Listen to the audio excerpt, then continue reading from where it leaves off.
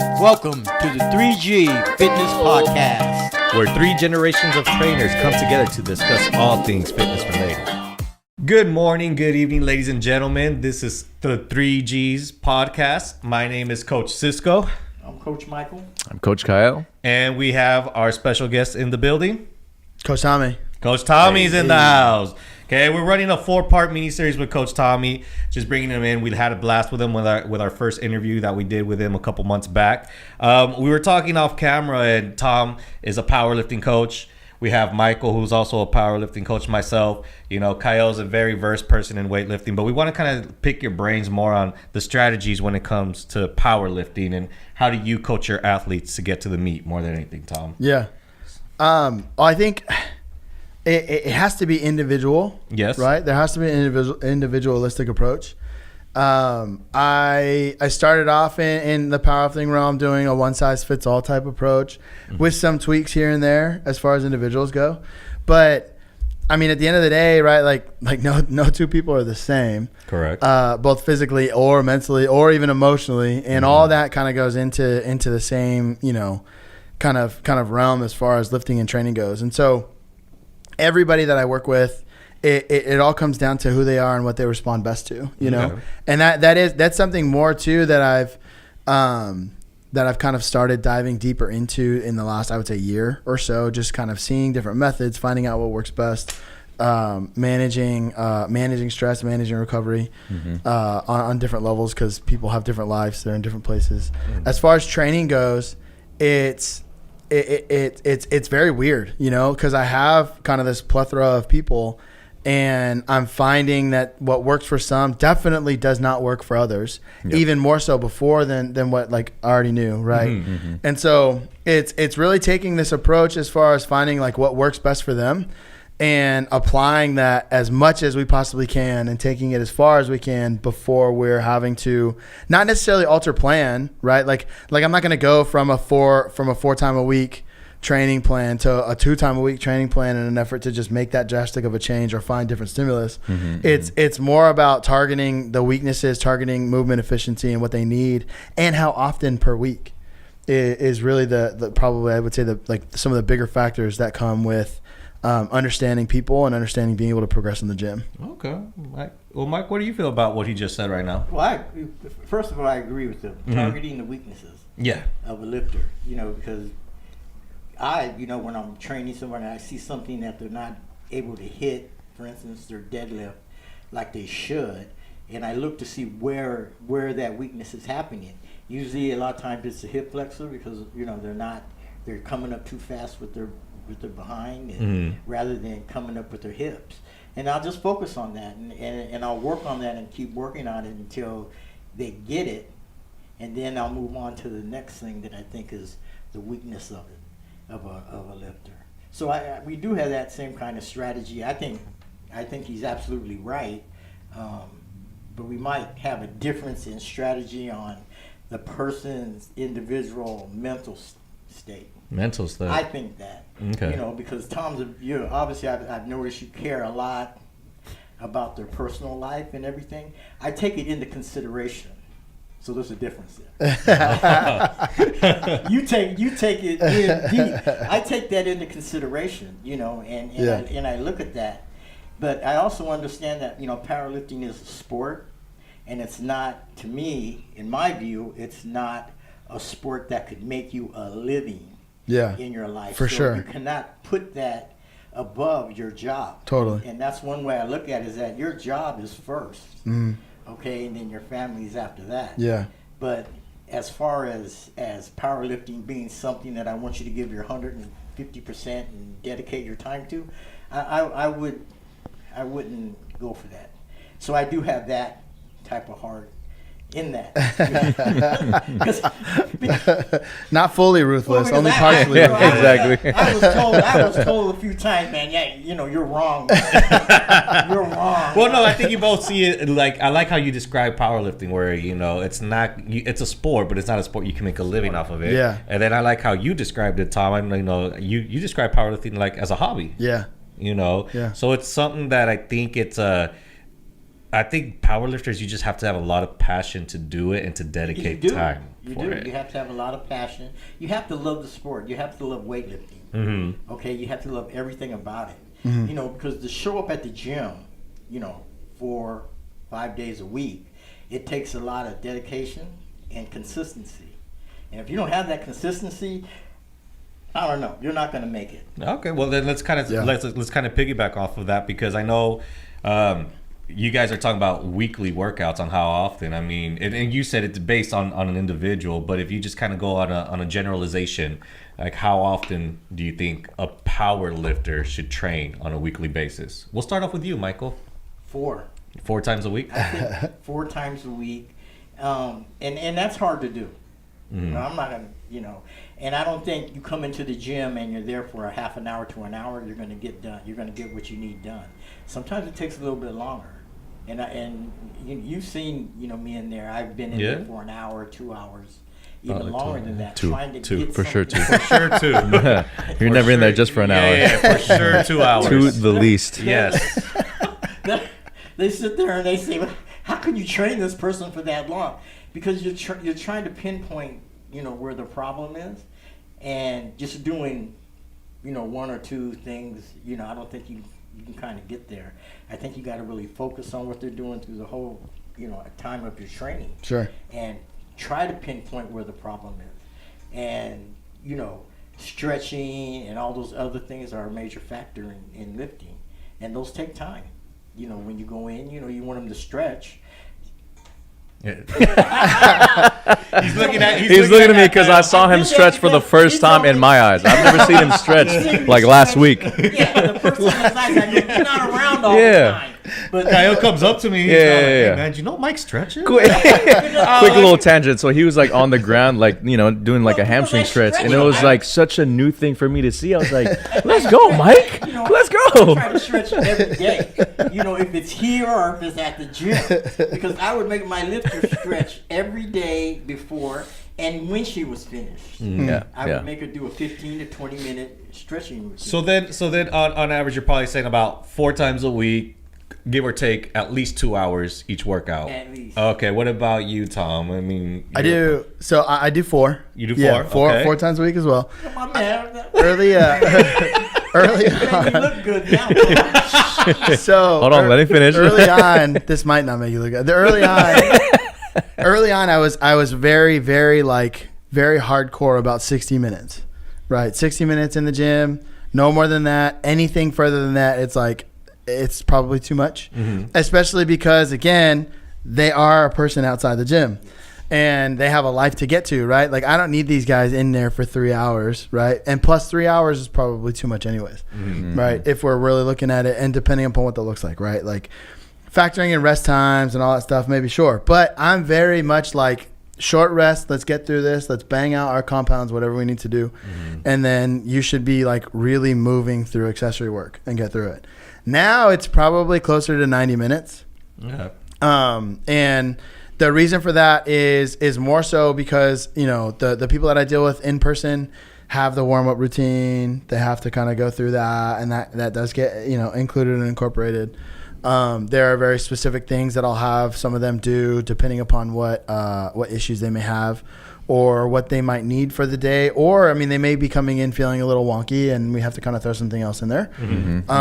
But for the most part, I would call it around 90 minutes. Now, whether they're in the gym for that amount of time or not is different, right? Because for some people, gym time is social hour and it's not always just training time. Yeah. So, you know, yapping happens and they tend to kind of do that a little more so than normal at times. Right. And so I'll have to come over and kind of nudge them through.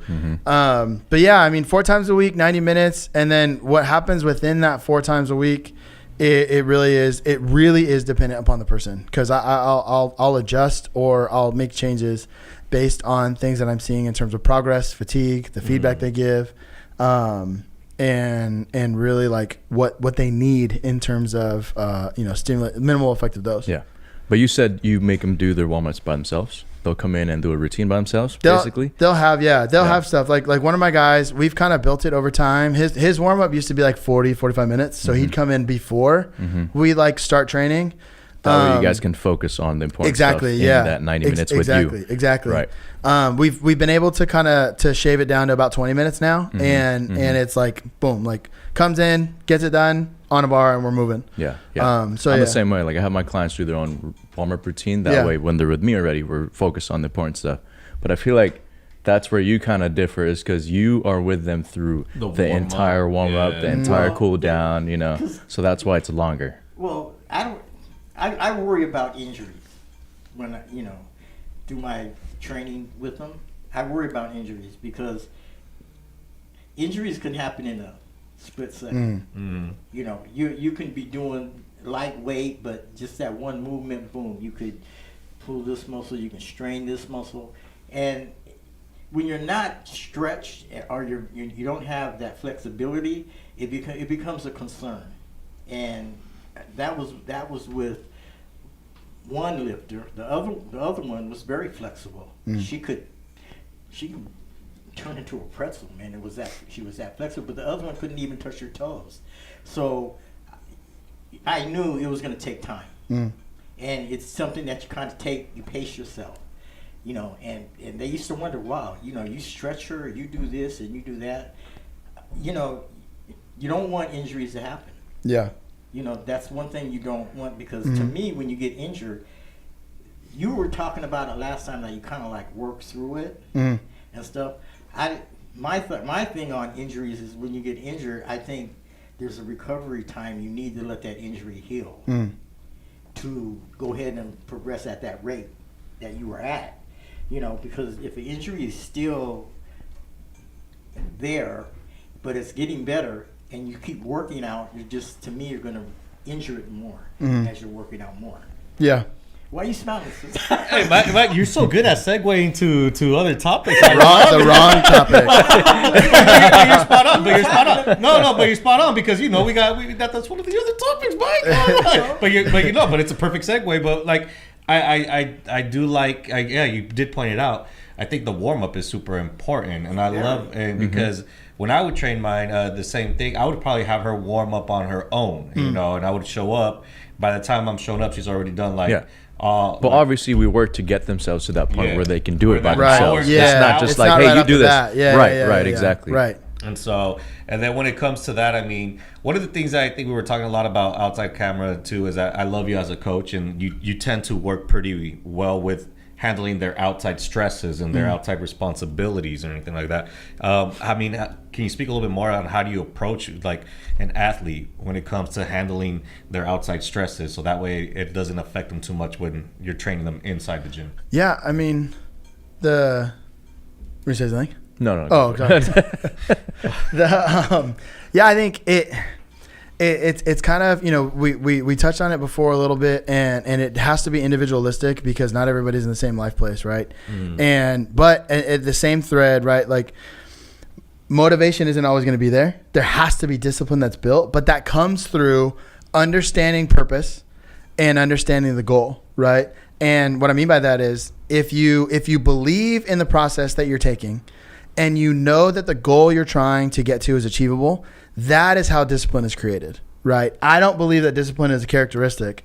I believe that discipline is something that can be captured in terms of how that process happens.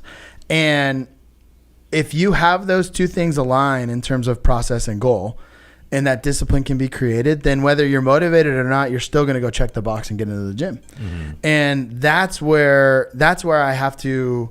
Not have to, but that's where I choose to bring all of my clients along, because I know coaches that will not share information, and not that they keep it hostage or anything, but they just that's just not their style of like coaching, and that's not their approach.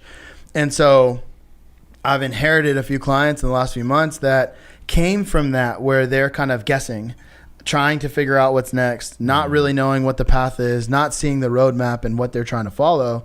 When in my viewpoint and the way that I approach it is I'm just a guide. I am a guide on their strength journey, whatever that looks like. Yep. They're the ones that have to follow it, and they're the ones that have to do the work. And like I kind of compare it to like a cartographer, right? Like I'm writing the map, and they're the ones that have to walk the path. Sometimes we may have to kind of alter course depending upon what we run into in terms of whatever that roadblock is. But they're still the ones that have to do the work. And if they don't see what that end goal is, even in a short training block, right, then it's going to be a lot more difficult for them to buy in. They're going to have less desire to actually get into the gym. We're going to be struggling and kind of pulling teeth in order to get them in sessions. And overall, I mean, if they're not really bought into the process and they're not seeing the end goal and understanding where they're going to, then they're also going to, I mean, they're going to be lax in the gym, right? And so like Allison's a really good example of this one, not to like put her down or anything, but like we're finishing up a 12-week long training block that I had planned out for her, really, really hammering down on weaknesses, really, really increasing frequency and doing some high volume work that, not that she's not used to it, but it's just not the norm in terms of what things look like because we're taking a rather long off season from when she competed last. And a big reason for that, I pushed her to take time off because I wanted to really, really, really build things out in a way so that way she wasn't just kind of like getting by and going through the motions and doing this and then okay, here's meet day, and then it's like okay, going through the motions and then here's meet day again. It's like no, let's hammer down on stuff that you need. And so when I threw her first training block in, initially she had a tougher time with it because normally I'll do like an upper lower split. With this one I had her on a higher frequency like program, so I have her squatting 3 times a week, I have her benching twice a week and deadlifting once a week. And so she was like, all right, like kind of half bought in. And I threw some specialty bar work at her, which she has this weird relationship with the safety bar. And so I kept it out of her program for a long time, but I kept saying, like hinting, like this is the missing piece. This is the missing piece. Like we need it back in. It was like a long played out game to get her to be like, okay, like I'll do this. Cause I can be like you and I'd be like, nah, like we're doing this and that's it. And I don't care if you like it or not. But sometimes, like, I still want to take a little bit of a softer approach because then, you know, like, at the end of the day, like, they're still paying for the service and they're still, like, a client, right? So I can't fully be like, nah, like, this is what we're doing, you know? And so if – so we're – Anyways, let him finish, Mike. Let him finish. Tom's an understanding guy. I know.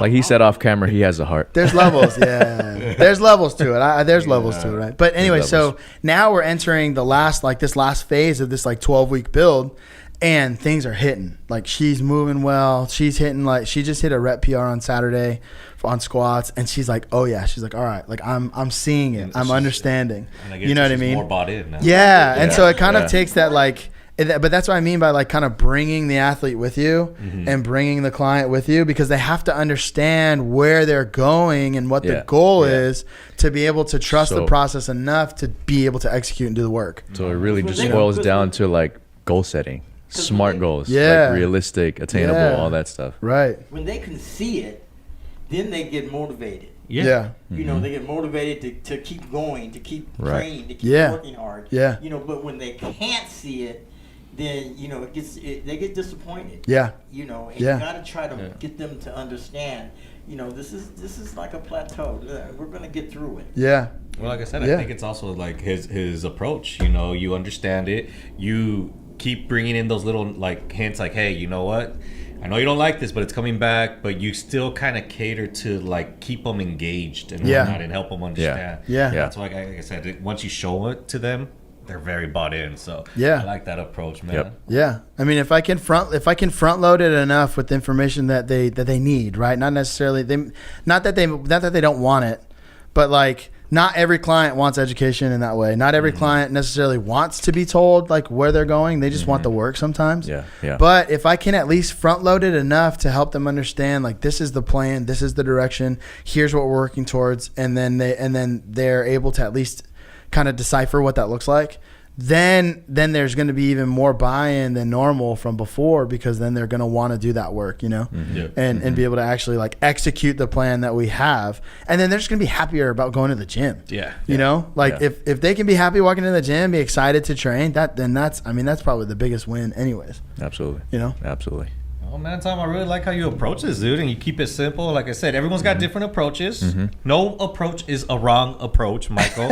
Every approach works with the coach and the athlete. So I really like how you kind of break it down, and honestly, I love your relationship with your clients. I feel like you're a good dude, and you are genuine when it comes to being a coach. Nice. I Any appreciate final that. words on your guys' end? No, man. You know, Tom, you're the one thing I've learned through your, you know, your information and stuff is how to train and how to approach my lifter in certain ways. I don't know about the hard part, but You'll get there. Yeah. but I'll get there. I think You'll get there, Mr. Grinch. Just the tin man over here. Exactly. Well, ladies, I kind of understand it, you know, Tom. There you go. I Hey. understand it. That's all right. Perfect. Well, ladies and gentlemen, that was Tom's strategies mixed in with some of Coach Mike's strategies to powerlifting. Yes. Hope you guys enjoyed it, learned a little bit more. I'm Coach Cisco. I'm Coach. Oh, go for it. Go for it. Go ahead, you. I'm Coach Kyle. If you guys have any questions, comments, concerns, go ahead and type that in the comment section. And I'm Coach Michael. And this is Coach Tommy. Like, Yes, sir. comment, subscribe. We'll catch you guys on the next episode.